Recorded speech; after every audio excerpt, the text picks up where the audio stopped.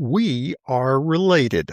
Find out how we are all related in this episode of 5 Minutes Closer. I'm Vaughn Weatherford, and this is 5 Minutes Closer. For the next 5 minutes, let's explore some biblical truths and apply them to your life. No podcast, including this one, can transform your life or give you what you really need. Only Jesus can do that. You can find out why in what I've called the first five episodes of 5 Minutes Closer.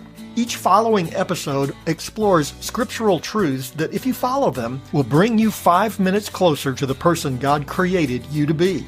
Let's see if we can get you 5 minutes closer. The New York Times reported the story of Lizzie Valverde and Katie Olson, who met on the first day of a writing class at Columbia University. They were both born in Florida, but adopted by different families, one in New York and one in Iowa. Over the course of the semester, they discovered they were actually sisters, raised by different families, who found themselves in the same college classroom. Paul and the Galatians were not related by blood, far from it. They came from very different backgrounds. The Galatians were primarily Gentiles. Paul was from a Jewish family. Yet they were related in a far more important way. If you know Christ, so are you. Here's how Paul describes it in Galatians chapter 2, verses 15 and 16. We ourselves are Jews by birth and not Gentile sinners.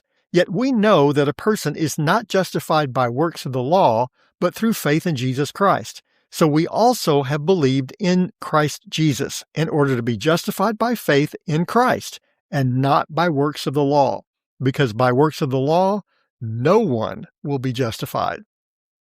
In the first 14 verses of the second chapter of Galatians, Paul describes this struggle in early Christianity as believers wrestled with whether or not salvation was for everyone or only for those from a Jewish background. Paul had proclaimed the gospel to non-Jewish communities, the Gentiles, and faced strong rebuke for doing so, but he held his ground. If anyone could claim a Jewish heritage, it was Paul.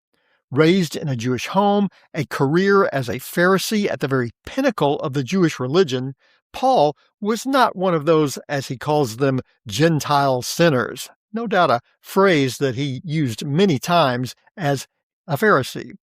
If anyone could save themselves, Paul would have been one who could. But he couldn't. It is a theme that runs throughout Paul's writings because it was the foundational understanding that led him to Christ. He could not save himself. All of his efforts as a Pharisee were no better than the common Gentile sinner. He was no closer to God than Caesar.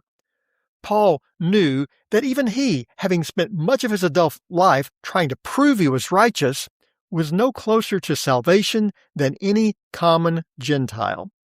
Paul came to discover that everyone is justified not by observing the law, but by faith in Jesus Christ. Everyone, Jew and Gentile alike. At the swimming pool where I grew up, the exit was a gate that looked like a revolving door built by a very large porcupine. The gate had long metal pipes installed on a central pipe that turned through another set of pipes, but it only turned one way. You could get out, but you could not get in. You could see all the folks having a great time at the pool, but you weren't going to get through that gate. To get in, you had to go through the ticket booth and cough up your 50 cents. I suspect the gate was installed along with a really tall fence all the way around the pool after kids through the years had tried to sneak in without paying. No more. If you were going to swim, you better have your 50 cents. You wouldn't get anywhere trying to sneak through the giant porcupine gate.